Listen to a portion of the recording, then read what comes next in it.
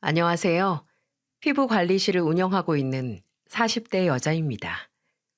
누군가 내게 질투를 할 때 주변 사람들은 네가 질투할 구석이 있으니까 질투를 하겠지 라고 질투의 대상이 됐다는 걸 오히려 자랑할 만한 걸로 생각을 하라고 하잖아요.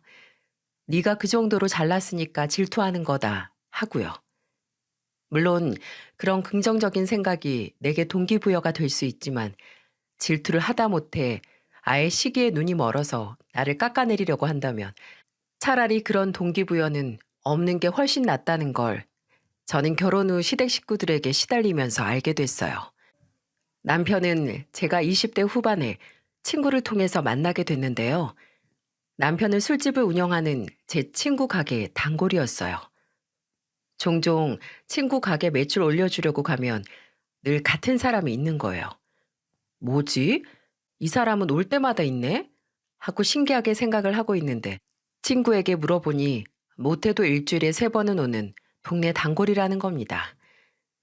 예의 바르고 성격도 좋아서 오면 늘 안주 서비스를 팍팍 챙겨드리는 몇 안 되는 손님이라고요. 저도 친구 가게에 자주 가는 편이라서 어느새 그 가게에 갔을 때 단골인 남편이 안 보이면 허전하기까지 하더군요. 그러다가 친구가 정식으로 소개를 해주고 친구 가게에서 같이 술 한잔 하다가 가까워졌고 어느새 연인까지 되어 있더군요. 당시 중소기업에 재직 중이었던 남편은 서글서글하고 무던한 성격에 나서지는 않지만 묵묵히 본인 할 일은 책임지고 하는 성실한 성격이었어요. 저희 아버지는 그런 남편을 보고 저렇게 조용한 데 없으면 허전한 성격이 진국이다 라며 칭찬하셨죠. 저희 아버지는 남편을 사위처럼 예뻐하신다기보다 정말 아들처럼 예뻐하셨어요. 아버지 눈에는 결혼 전 인사드리러 갔을 때 바짝 긴장해서 아버지가 반주로 드시던 고량주를 물인 줄 알고 마셨다가 그대로 기절해서 처음 간 저희 부모님 댁에서 자고 간 남편이 귀여워 보이셨나 봐요. 저희 아버지 버릇이 꼭 술을 머그컵에 드시는 거였거든요. 아침에 비몽사몽 일어나서 얼굴도 못 들고 연신 죄송하다고 제가 미쳤었나 보다고 하는 남편에게 아버지는 손수 북엇국을 끓여 해장을 하라고 하셨으니 첫 만남부터 특별히 애정을 가지고 계셨죠.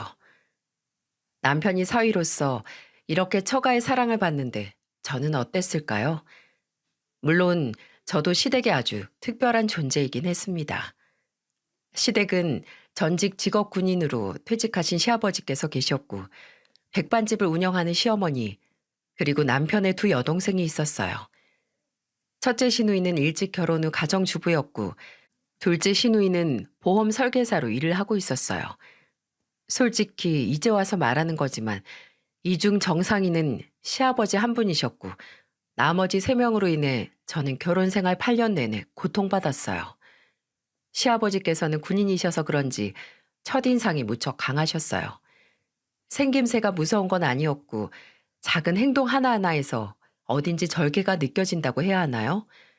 뭔가 흐트러져 있는 걸 보지도 못하셨고 또 본인도 흐트러져 있는 걸 못 견뎌하셨어요. 왜 사람이 집에서는 소파에 좀 널브러져 있을 수도 있잖아요. 집에서 입는 옷에 뭐 좀 묻힐 수도 있고요. 근데 시아버지는 그런 게 하나도 없으셨습니다. 소파에 앉아 있을 때도 등받이에 편히 기대 있는 모습보다는 허리를 꼿꼿이 펴고 있는 걸 더 많이 본 것 같아요. 그래서 시아버지께서 앉아 있는 거 보면 저도 모르게 저도 허리를 펴고 턱을 당겨서 바른 자세로 앉게 되더라고요. 또 옷에 뭐 하나라도 묻으면 바로 갈아입으셨고 식사도 어찌나 정갈하게 드시는지 쌀밥 위에 반찬이 묻어나는 것도 싫어하셨죠. 이건 단순히 전직 군인 출신이라 그렇다기보단 그냥 타고난 성격이 깔끔하시고 각이 잡힌 분인 것 같았어요. 그리고 시어머니는 무슨 말부터 해야 할까요? 생각해보면 어쩌면 저희는 첫 만남부터 잘못됐었던 걸지도 모르겠습니다. 제가 결혼 전에 시부모님을 뵈러 갔을 때 선물로 제가 직접 만든 떡을 가져갔거든요. 제가 원래 직접 뭘 만드는 걸 좋아하고 특히 음식을 잘해요. 에스테틱 샵을 운영 중이지만 종종 왜 요식업 안 하냐는 말을 들을 정도로 솜씨가 좋습니다. 그래서 시부모님께 제가 직접 만든 음식을 선물로 가져간 거고요. 인터넷으로 박스로 예쁜 걸로 사서 포장해서 갔죠. 시아버지는 며느리 솜씨 빨리 보고 싶다며 그 자리에서 바로 열어서 드시고 정말 좋아하셨어요. 이야, 은정이 솜씨가 보통이 아니다. 내가 원래 떡을 잘 안 먹는 사람인데 이거 입에 쩍쩍 달라붙는 게 아주 중독성이 있어. 많이 안 달아서 마냥 먹을 수 있을 것 같고. 아버지, 은정이가 간식뿐만 아니라 음식 대부분 다 잘해요. 현재 너 결혼하면 살찌겠다. 은정이가 해준 음식 오래 먹고 싶으면 지금부터 몸 관리 잘해. 시아버지께서 너무 맛있게 드셔주셔서 참 다행이라고 생각했는데 전문 평가단의 평은 따로 있었네요. 당신도 참 입에 쩍쩍 붙는 게 뭐가 그리 좋다고. 그게 잘 만들어서 그런 게 아니라 재료 배합이 잘못된 거지. 그래서 그런지 난 어째 좀 텁텁하다. 뭐 이것도 초보가 처음 만든 것 치곤 잘한 거지만 애썼네. 저는 제가 무슨 떡 만들기 경연대회에 나간 줄 알았습니다. 장금이 뺨치는 미각이 있는 사람처럼 제가 만들어간 떡을 이리저리 품평하시더니 하나만 드시고 마시더라고요. 물론 당황하긴 했지만 그래도 시어머니께서 식당을 운영하셨다고 하셨으니 요리하는 사람으로서 자부심이 큰 분이라고 생각하려고 했습니다. 음식 앞에서는 냉정해지시는구나 하고요. 근데 반전은 시어머니께서 음식을 정말 못하신다는 거였어요. 제가 웬만해서는 이렇게까지 말을 안 하고 진짜 먹고 뱉을 정도의 맛이 아니면 입맛도 까다롭지 않아서 맛없다고 생각도 안 하거든요. 근데 어떻게 식당을 하시는 거지? 싶을 정도로 특색도 없고 심지어 간도 맞지 않는 그런 솜씨였어요. 처음에는 시댁에 가서 집 반찬을 먹은 거라 그냥 집에서 가족이 먹는 거니까 별 신경 안 쓰고 편하게 만드신 걸까? 했거든요. 근데 그 후 시어머니 식당에도 한 번 가서 먹었는데 식당 음식도 별반 차이가 없었습니다. 저는 그날 제가 가서 시어머니께서 가장 손님이 없는 시간에 저를 부르신 줄 알았는데 식당 음식을 먹어보고 아, 그냥 맛 때문에 손님이 없는 거구나 했어요. 남편에게 들어보니 그 식당도 오래된 것도 아니고 시어머니께서 가게를 하고 싶다고 하셔서 시아버지께서 차려주신 거라고 하더라고요. 시어머니의 손맛을 아는 남편도 시아버지도 시어머니가 식당을 한다고 했을 때는 처음에는 다 말렸지만 시어머니의 고집으로 결국 식당을 차리신 거라고 했어요. 식당 주인이지만 손맛이 따라주지 않는 사람 앞에서 재주를 부려설까요? 저는 신혼 초부터 시어머니께 음식으로 견제를 당해야 했습니다. 저한테 요리는 누군가 경쟁을 할 만한 게 아니거든요. 요리에 대해 자부심도 딱히 없고 그냥 맛있는 거 하는 걸 좋아하고 먹는 걸 좋아할 뿐인데 처음 시어머니가 저를 견제한다고 생각을 했던 건 결혼하고 처음 시댁에서 명절을 보냈을 때였어요. 시어머니께서 오리탕을 하셨는데 고기 냄새가 너무 나더라고요. 어머님, 오리탕에 다진 마늘 좀 넣을까요? 다진 마늘을? 왜? 아니, 고기 냄새가 좀 나는 것 같아서요. 예, 오리탕은 원래 냄새 때문에 먹는 거야. 네 시아버지가 이걸 얼마나 좋아하시는데. 물론 오리가 내장 때문에 냄새가 심한 고기이긴 하지만 그래도 그걸 오로지 그 잡내 때문에 먹는다는 말을 머리털 나고 처음 듣네요.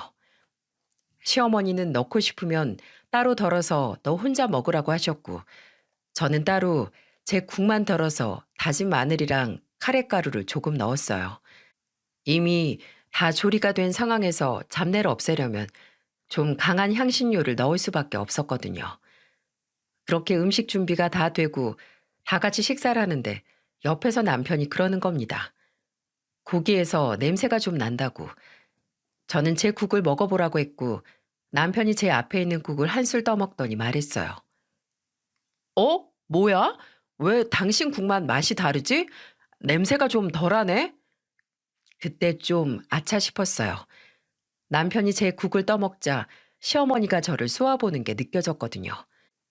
옆에 계시던 시아버지까지 제 국을 드시고 왜 이것만 다르냐고 하시고 거기서 저는 따로 간을 좀 했다고 얼버무렸는데 시아버지께서 본인 국도 간 좀 해주라고 하셨네요.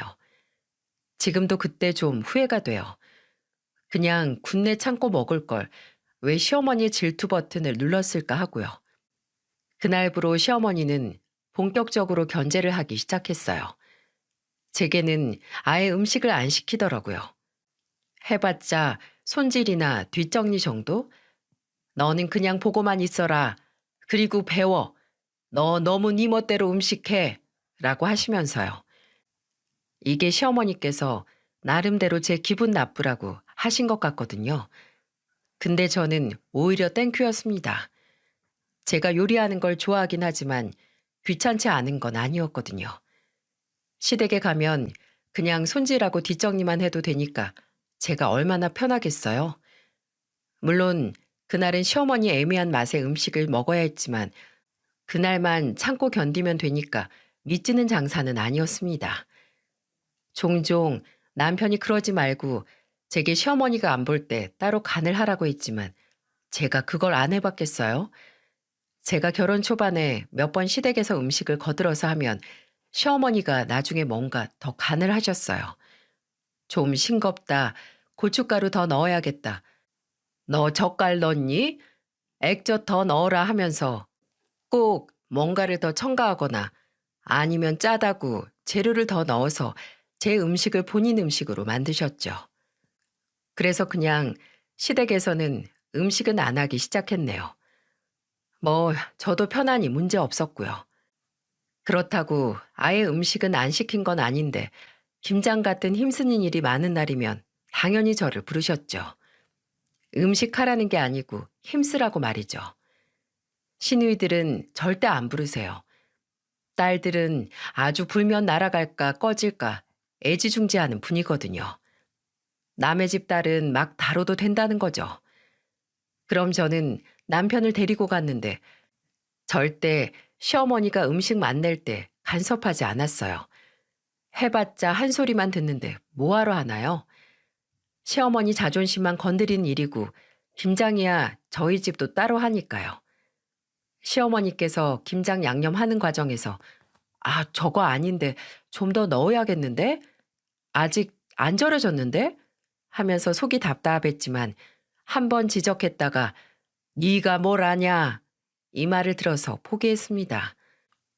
물론 그날 김장은 완전 망했었지만은요. 저는 익어도 간이 밍밍한 김치는 처음 봤습니다. 그 김치를 드신 시아버지께서는 나중에 제게 따로 저희 어머니 김치를 줄 수 없냐고 하셨습니다.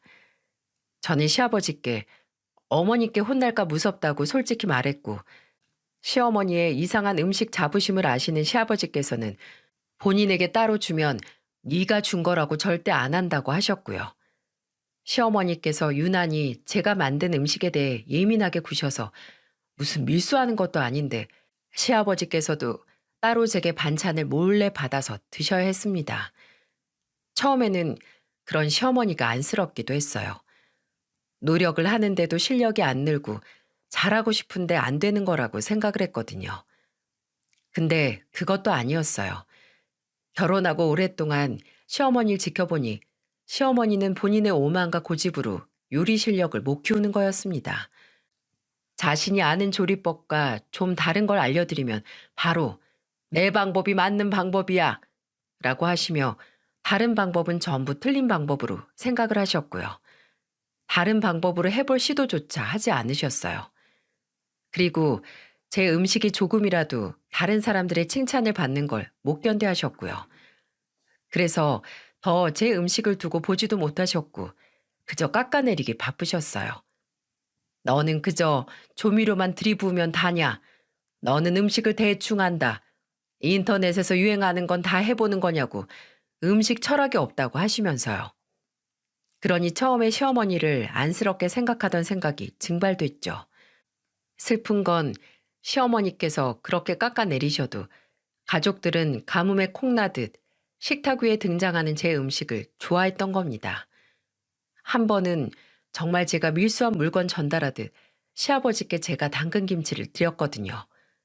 그리고 그걸 시아버지는 냉장고 깊숙이 넣어두시고 시어머니 몰래 드셨죠. 근데 시댁에 놀러 온 첫째 시누이가 제 김치를 먹게 됐고 시어머니께 이런 소리를 한 겁니다. 엄마, 음식 솜씨가 는 것 같은데? 이거 이번에 담근 김치 맞죠? 너무 맛있어. 엄마가 이제껏 했던 김치 중에 제일 맛있어요. 제 김치를 시어머니 김치인 줄 알고 첫째 시누이가 폭풍 칭찬을 한 거죠. 그렇게 딸들이라면 죽고 못 사는 시어머니도 그 사건으로 몇 주는 첫째 시누이 연락은 안 받으셨다고 하더라고요. 물론 제 음식을 폭풍 칭찬한 시누이도 제게 호의적인 건 아니었습니다. 기억하시나요? 제가 시댁 식구들 중 3명이 제게 고통을 줬다고. 시어머니께서 애지중지 키운 제 시누이들도 시어머니와 더불어 저를 아주 괴롭게 했어요. 첫째 시누는 따지고 보면 결혼 초반에는 얼굴도 잘 못 봤어요. 시댁에도 잘 안 오고 가족 행사도 참석을 안 했거든요. 제가 결혼하고 나서 4년 정도 지났을 때 첫째 시누이가 이혼을 하고 시댁에 자주 찾아오게 됐고요. 그맘때쯤 첫째 시누이의 버릇이 있었는데 그건 아무나 붙들고 이혼 이야기를 한다는 거였어요. 그냥 무슨 이야기든 그러다 이혼한다. 내가 그러다가 헤어졌잖아. 그거 다 이혼 징조야. 새언니도 조심해요. 그러다 언제 오빠가 이혼장 들이밀지 몰라. 하면서 본인이 이혼하고 나니까 세상 사람들 모두 이혼할 것 같은지 조언인지 저주인지 모를 말을 마구 퍼부었죠. 처음에는 상심이 크니까 저러겠지 하고 아, 그래요. 조심해야겠네. 라고 적당히 받아주다가 나중에 남편과 제가 외출했다가 좀 다퉜던 이야기를 듣고 제 3살 된 딸을 보고 진서야, 어쩌니? 네 엄마 아빠 갈라설지도 모르겠다. 둘 중 넌 누구랑 살래? 라는 말을 하는 걸 듣고 더 이상 선을 넘게 하면 안 될 것 같더라고요. 그래서 첫째 시누이를 빤히 보다가 웃으면서 말했어요. 어머, 아가씨, 우리가 왜 이혼을 해요? 아가씨같이 좋은 본보기가 있는데 아가씨가 해주는 조언들 가슴에 새기고 잘 살아야죠. 첫째 시누이는 비단 말 본새만 꼴보기 싫은 게 아니라 인성도 별로였는데요. 아무리 얄미워도 가족이고 괜히 눈에 밟혀서 첫째 시누이가 이혼하고 얼마 안 돼서 기분 전환하고 싶으면 제 샵에 와서 관리라도 받고 가라고 했어요. 아가씨 이름 말해둘 테니까 언제든 오라고요. 처음에는 첫째 시누이도 고맙다고 관리받을 기회가 없었는데 잘 됐다고 하면서 좋아하더군요. 근데 몇 주 뒤에 샵에 있는데 카운터 직원이 제게 그러더라고요. 사장님이 말씀하신 정은희 고객님 지금 오셨다고요. 그건 제 첫째 시누이의 이름이었고 저는 당연히 첫째 시누이가 온 줄 알았죠. 그래서 인사도 할 겸 나가봤는데 대기실에 앉아있는 건 첫째 시누이가 아니었습니다. 20대 후반으로 보이는 처음 보는 여자였어요. 제가 혹시 누구시냐고 어떻게 오셨냐고 물으니 그 사람이 말하길 인터넷 사이트에서 여기 피부관리 코스를 양도받았다고 합니다. 그러니까 어떤 사람이 본인 이름으로 관리권을 끊어놓은 게 있는데 본인이 못 가게 됐으니 일정 부분 할인된 돈을 주면 그 관리권을 양도한다고 해서 그 돈을 그 사람에게 보내고 왔다고요. 무슨 말인지 이해가 가시나요? 제가 지 생각해서 제 샵에 이름 말해놓겠다고 한 걸 첫째 시누이는 인터넷 중고 사이트인지 뭔지에 올려 판 거예요. 제 호의를 돈 주고 판 거죠. 너무 어처구니가 없고 화가 났지만 그렇다고 이미 시누이에게 돈을 준 손님을 보낼 수도 없어서 일단 원하는 관리를 받게 해드렸어요. 그리고 물론 첫째 시누이에게 연락을 해서 말했죠. 아가씨, 솔직히 저는 너무 실망했어요. 나는 아가씨 생각해서 내 샵에서 기분 전환할 수 있게 한 건데 그걸 어떻게 돈을 주고 팔아요? 차라리 돈이 없어서 필요하면 말해요. 빌려줄 테니까. 첫째 시누이는 제 말에는 아무 대답도 안 하고 변명도 안 하다가 일방적으로 전화를 끊더라고요.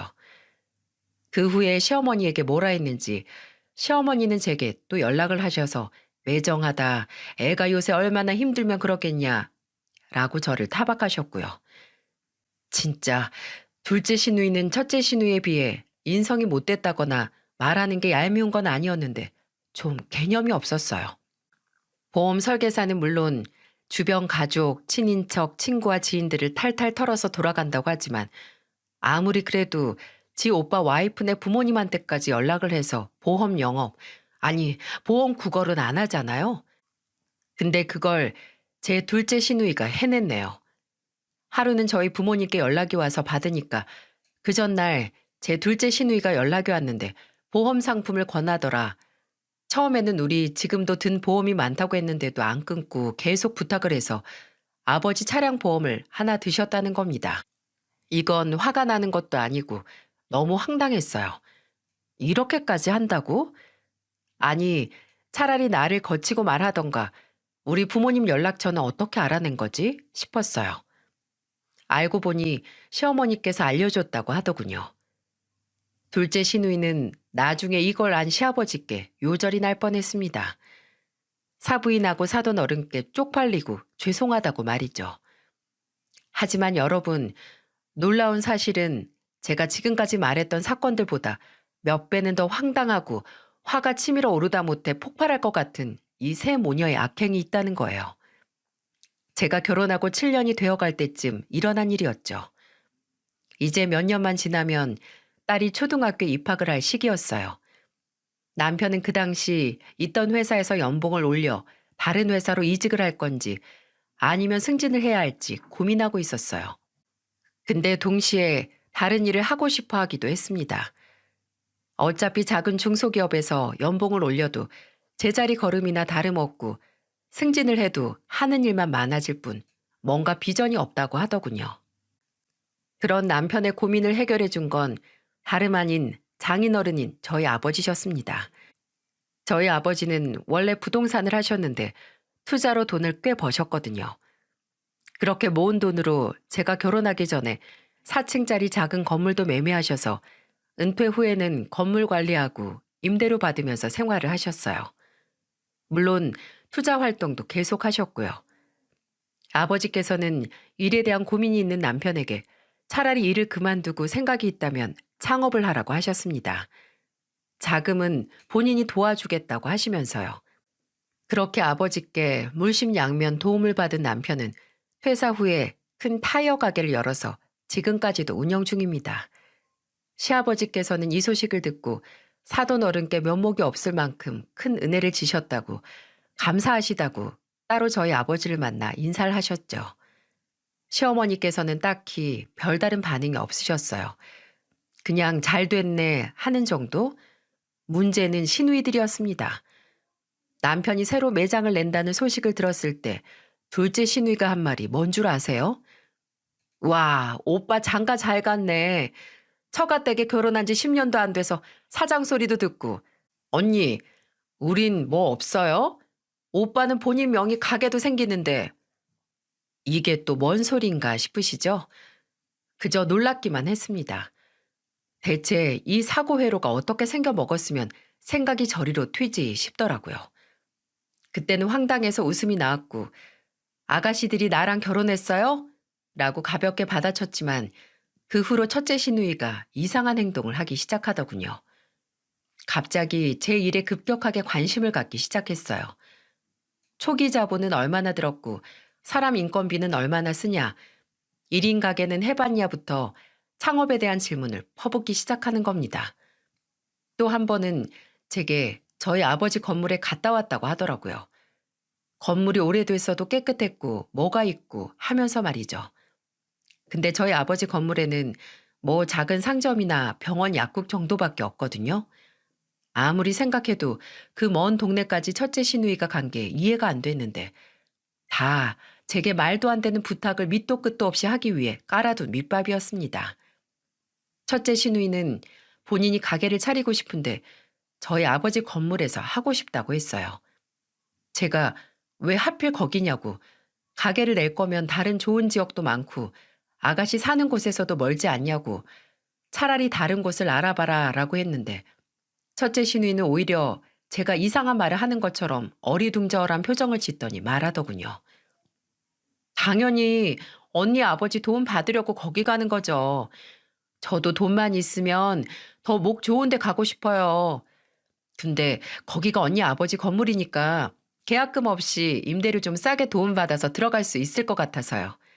아가씨, 저희 아버지가 아가씨한테 가게 싸게 내놓는다는 말 한 적 있어요? 아니면 제가 그렇게 해줄 수 있다는 언질이라도 한 번 한 적 있나요?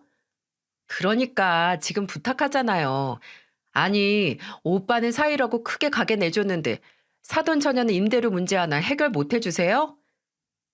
이건 말로 한다고 해서 알아먹을 인간이 아니었네요. 이미 상식선을 한참이나 넘은 인간에게 무슨 말을 또 하겠어요?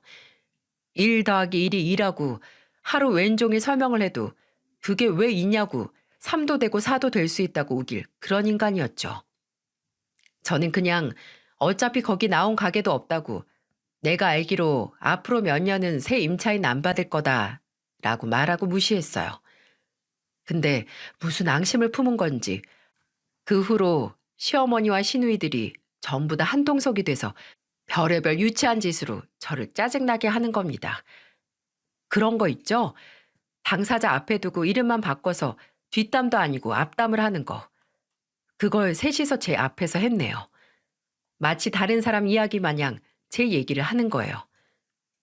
둘째 시누이가 지하고 같이 일하는 사람 중에 윤정이라는 사람이 있는데 되게 재수없고 뭐든 지가 잘난 줄 안다. 집이 좀 사는데 어리 빠져서 지 친정 돈을 다 지 남편한테 쓰고 시댁에는 아무것도 안 한다는 이야기를 하는 겁니다. 감이 좀 오시나요?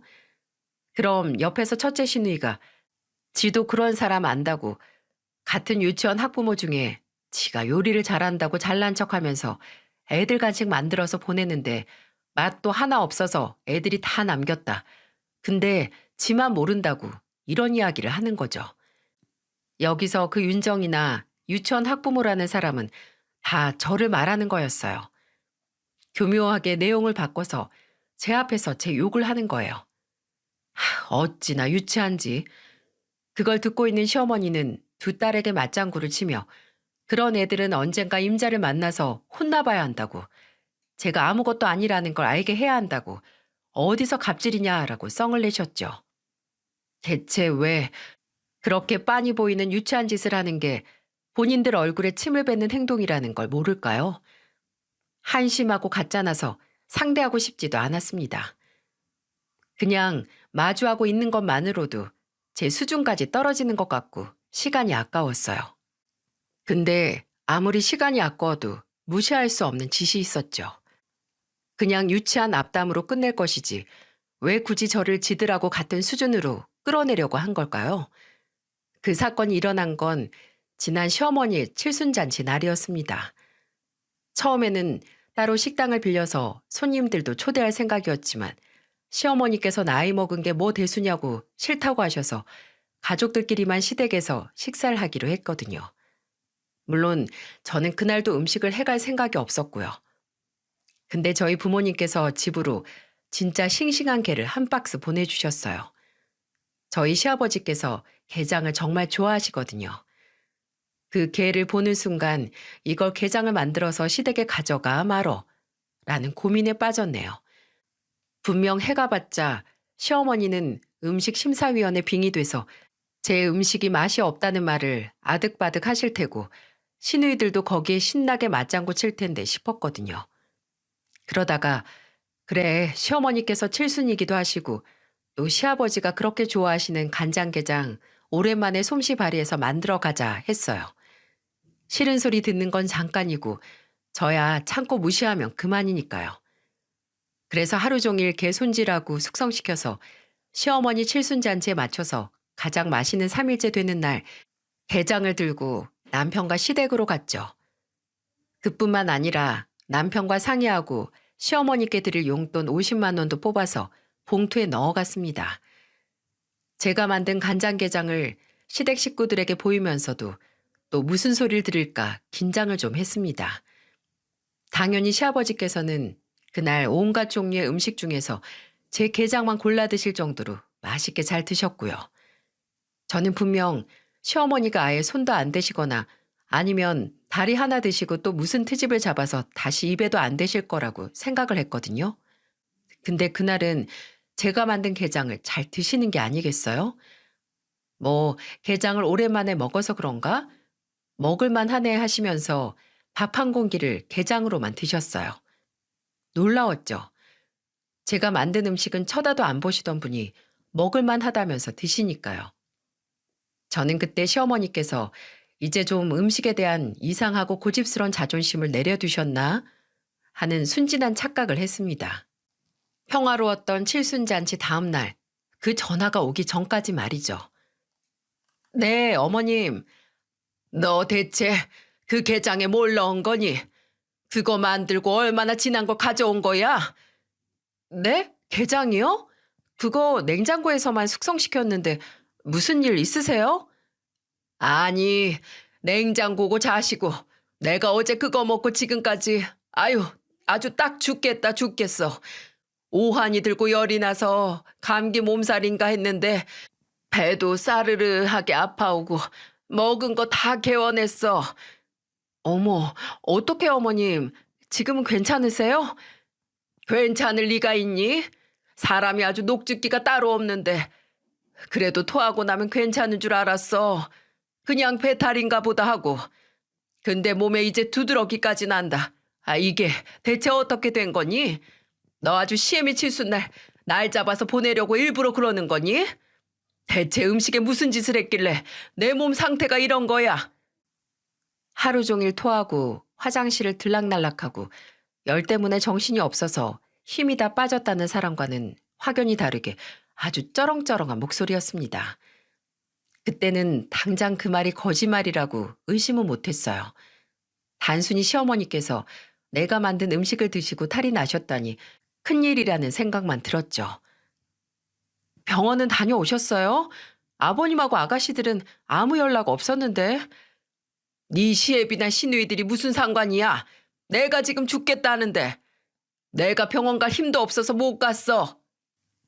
아니, 그걸 다 같이 먹었는데 다른 사람들은 탈났다는 사람이 없어서요. 저도 남편도 괜찮고요. 어머님 그럼 일단 저하고 같이 병원 가서. 예, 정말 웃기네. 그럼 뭐야? 내가 지금 괜히 며느리한테 트집 잡자고 거짓말 하는 것 같아? 아니요, 그게 아니고 다른 사람들은 괜찮아 해서 한 말이에요. 그리고 당연히 제가 어머님 모시고 병원도 가야 하고요. 그래서 네 말은 같이 병원 가서 진단 받고 네 눈으로 확인을 해야 내 말을 믿겠다 이거잖아. 예, 됐어. 음식으로 나 독살하려는 애한테 무슨 말을 하니? 너 딱 기다려라. 내가 병원 가서 진단받고 분명히 이게 네가 만들어 온 게장 먹고 걸린 식중독이라는 거 증명할 테니까. 이때 이건 아무래도 지발저린 것 같다는 느낌이 들더라고요. 별말 하지도 않았는데 국회에서 역정을 내는 게 아무리 생각을 해도 수상했죠. 특히 다 같은 음식을 먹고 한 명만 탈이 난다? 개인적인 알러지 반응이 아닌 이상 힘들지 않나요? 저는 제게 각오하라는 시어머니께 알겠다고 했습니다. 진단서 떼서 보여주시라고 했어요. 시어머니께서는 알겠다고 내가 병원 가서 떼고 너네 집으로 가겠다고 하시고 전화를 끊으셨어요. 저는 이것도 좀 이상했어요. 왜 직접 온다고 하신 걸까 하고요. 분명 평소에 시어머니라면 본인 집이나 식당으로 오라고 엄포를 놓으셨을 텐데 말입니다. 저는 누구보다 제가 만든 그 문제 게장을 많이 드신 시아버지도 걱정이 좀 돼서 시어머니께서 병원에 가신다고 한 날 저녁 남편과 함께 시댁으로 갔습니다. 시댁에는 시아버지는 안 계시고 시어머니만 계시더라고요.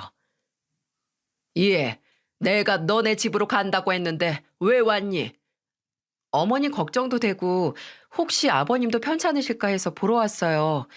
몸은 좀 괜찮으세요? 괜찮을 리가 있니? 아직까지도 오한에 속도 울렁거리고 몸에 두드러기도 안 가라앉아서 식당도 안 나갔잖아. 근데 어떻게 엄마만 식중독이 걸려요? 다른 사람들 다 괜찮은데. 엄마, 난 오늘 아침도 게장이랑 밥 먹었어요. 넌 그럼 네 엄마가 이런 걸로 거짓말이나 한다고 생각하니? 그래, 마침 잘 됐다. 이거 봐, 이거. 시어머니는 저와 남편 앞에서 A4 용지만한 종이를 내미셨어요. 거긴 분명 진단서와 의사 날인, 병원 명과 함께 상세불명의 세균성 식중독이라는 내용이 있었죠.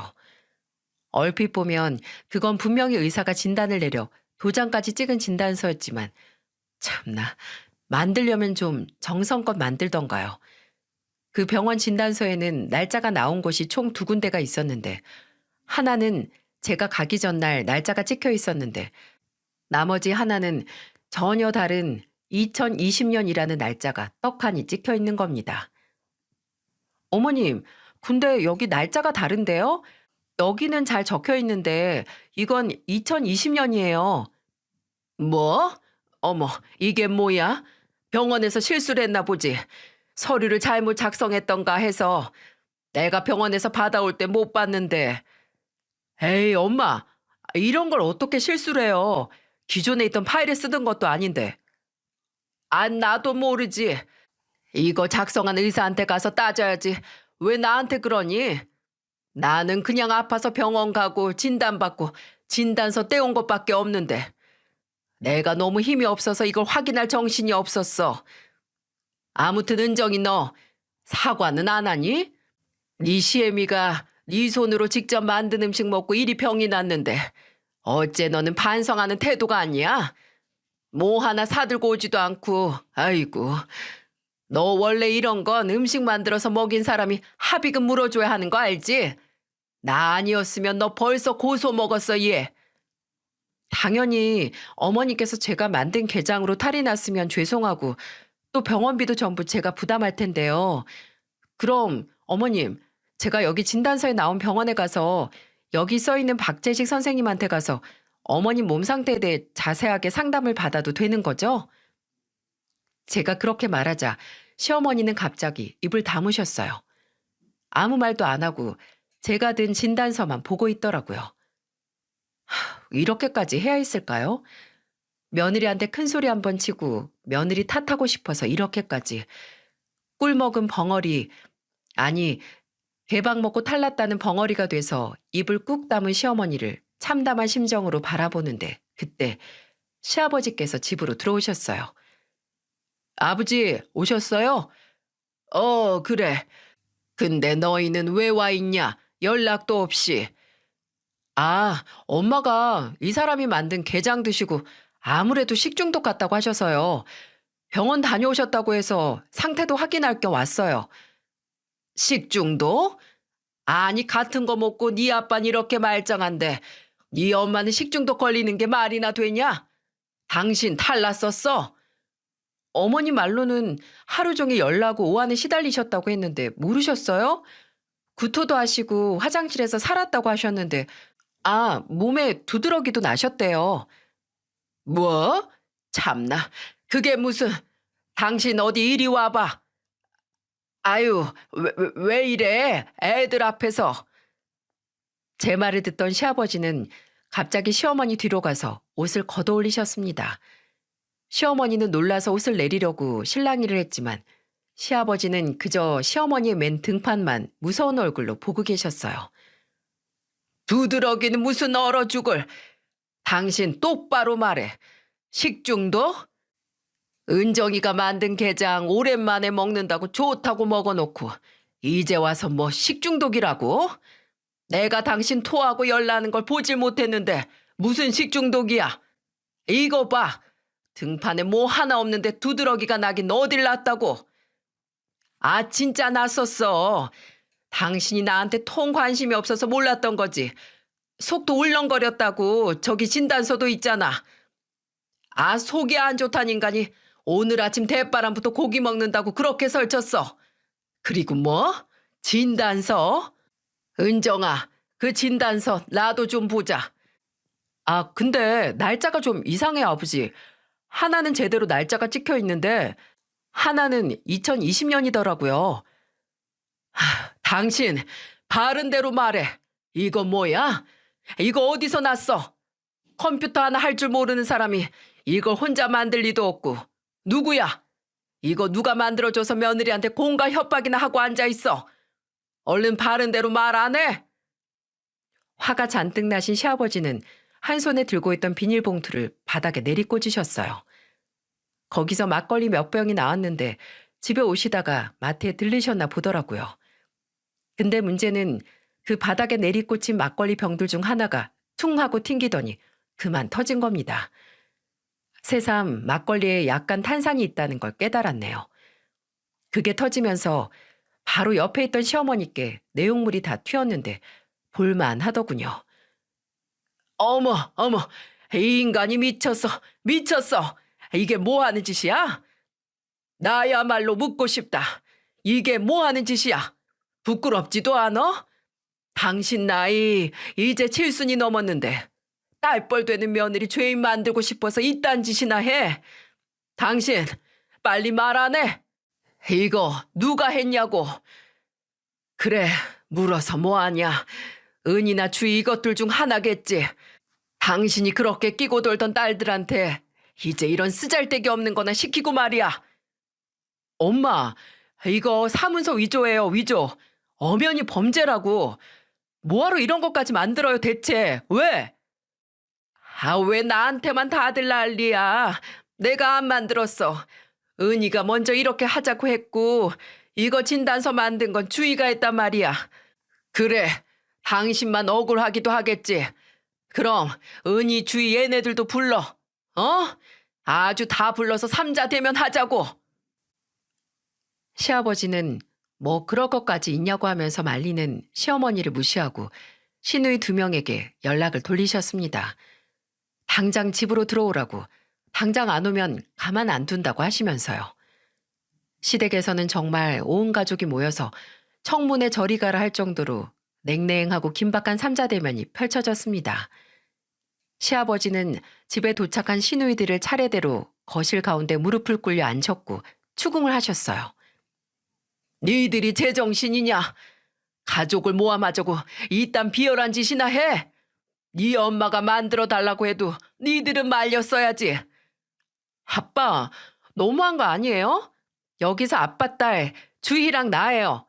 근데 왜 맨날 새언니 편만 드는 건데? 네가 나이가 몇인데 아직까지 네 편 내 편 가르고 앉아있어. 그리고 뭐? 자식이면 뭐 이거사. 자식이라고 있는 것들이 이딴 불법행위나 저지르고 하나는 이혼해서 아직도 자리도 못 잡고 빌빌거리고 다니고 또 하나는 보험 판다고 주변 사람들이나 괴롭히고 니들이 내 자식이라고 해도 아닌 건 아니야. 제발 철 좀 들어라. 어? 당장 솔직하게 말해. 당신도 대체 왜 이런 짓을 한 건지 말하라고. 시아버지께서는 당장 누구 목이라도 칠 기세로 시어머니와 시누이들을 몰아세우셨고 끝내 새 모녀의 입에서 그 이유가 나왔어요. 사실은 언제나 간단하고 들어보면 참 아무것도 아니죠. 시어머니 입에서 나온 것도 그랬습니다. 그냥 제가 얄미웠대요. 질투가 나서 그랬답니다. 그래서 식중독이라고 해서 제게 합의금으로 돈을 받으려고 했다고요. 제가 마음에 안 들면 차라리 툭 터놓고 대화를 하든 한 대씩 주고받아 때리든 할 것이지 이게 뭔가요 대체? 어처구니가 없고 고작 그런 일로 제 잘못도 아닌 이딴 일로 제가 시간 낭비, 에너지 낭비에 받은 스트레스가 어마어마하다는 걸 생각하니 우라가 다 치밀었어요. 남편도 시누이들에게 너네 사문서 위조로 고소해도 할 말 없는 거 아냐고 화를 냈고 시아버지께서도 분이 안 풀리시는 게 연신 시근덕거리면서 숨을 고르시더군요. 그리고 말씀하셨죠. 당신 당장 장사 접어. 그 식당 내가 다른 사람한테 양도를 하든 해서 처분할 거야. 여보, 현재 아빠 갑자기 그게 무슨 소리야. 내 식당을 왜? 그게 왜 당신 식당이야. 내가 연 내 식당에 당신이 사장 노릇만 한 거지. 며느리 요리 솜씨 질투해서 이따위 사기나 치는 인간을 내가 뭘 믿고 식당을 맡겨. 그 시간에 요리책을 하나 더 보던가 반찬을 더 연구해 만들던가 하지. 이딴 짓이라도 해서 그렇게 며느리한테 이겨보고 싶었어? 다 필요 없어. 내일부터 당장 식당 나가지 마. 아주 내가 문을 걸어 잠궈 버릴 거야. 이건 솔직히 제가 봐도 가혹한 처사였다고 생각을 해요. 시아버지 바짓가랑에 매달려 안 된다고, 절대 안 된다고 울고불고 하는 시어머니는 이제 저에게까지 다가와서 미안하다고, 네 시아버지 좀 말리라고 제정신이 아닌 것처럼 우셨어요. 은정아, 내가 그 식당 없으면 뭐가 있니? 나 그거라도 없으면 정말 빈 껍데기야. 제발, 내가 잘못했으니까 네 시아버지 좀 말려줘라. 너 괜찮다고, 나 용서한다고, 어? 시아버지께서는 둘째 신우에게는 이혼 후 되는 대로 사는 거 꼴보기 싫다고 제대로 직업 갖고 자리 잡기 전에는 절대 찾아오지 말라고 엄포를 내리셨고, 둘째 신우에게는 너한테 든 보험 다 끊을 거라고 하셨지만 아무리 생각을 해도 시어머니에게 내린 벌이 가장 심했네요. 물론 장사가 잘 안 되긴 했어도 시어머니는 식당을 한다는 것에 대단한 자부심을 가지고 계셨고, 또 이제 소소한 용돈벌이를 할 길이 사라지는 거잖아요. 그래서 이건 아무래도 아니다 싶었어요. 그래서 저와 남편은 아무래도 시어머니가 잘못을 하셨어도 식당을 아예 빼앗는 건 너무하다라고 말했습니다. 시아버지는 마음 같아선 그 식당 여는데 돈 비용도 갚으라고 하고 싶다고 하셨어요. 저는 아무리 그래도 사람 밥벌이는 건드리는 거 아닌데 이 일로 평생 어머니께 원망 들으실 거라고, 아버님을 위해서라도 그러지 마시라고 부탁을 드렸어요. 다행히 시아버지께서는 식당 문을 닫지 않으셨습니다.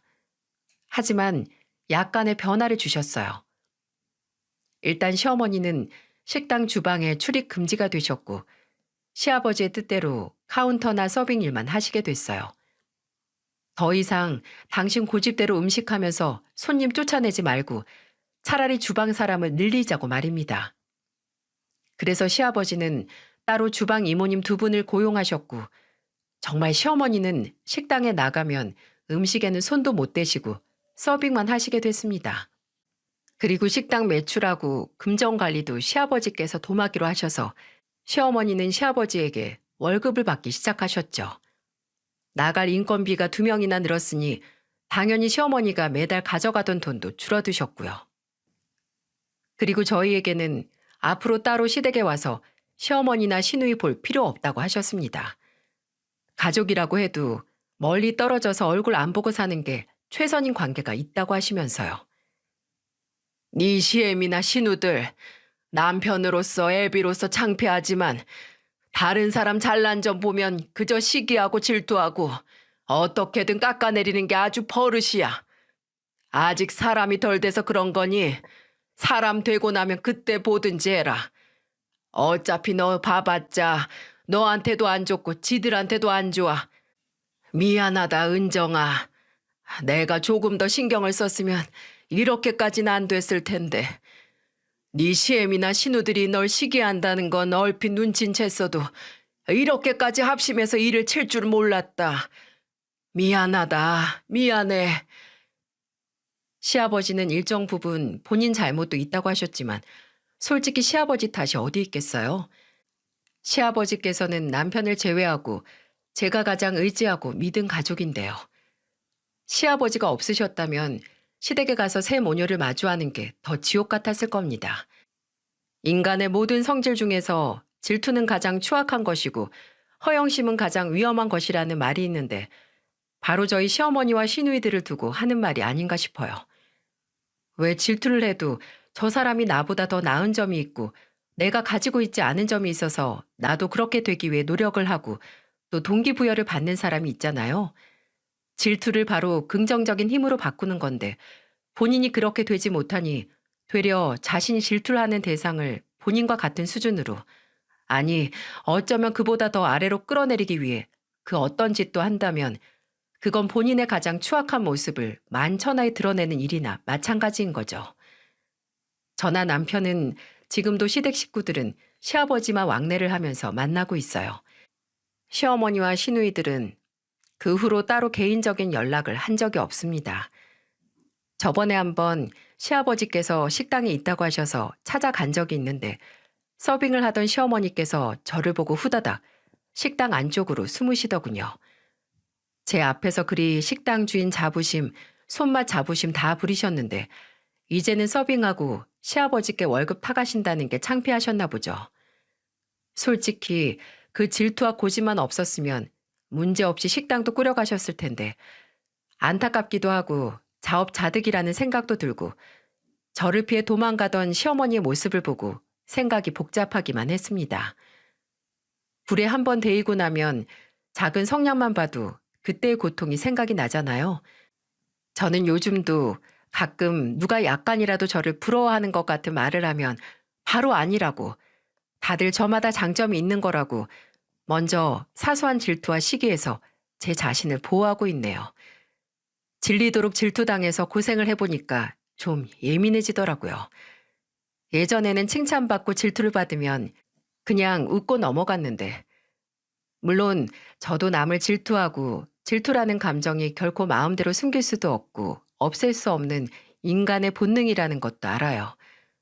하지만 앞으로는 그 누구도 질투라는 감정에 휩쓸려서 남을 상처 주고 또 자기 자신마저 상처를 받지 않았으면 좋겠습니다. 이야기를 들어주셔서 감사합니다. 여러분 모두 각자 자신의 자리에서 최선을 다하시고 그것에 또 만족을 하고 행복을 느끼시길 바라겠습니다.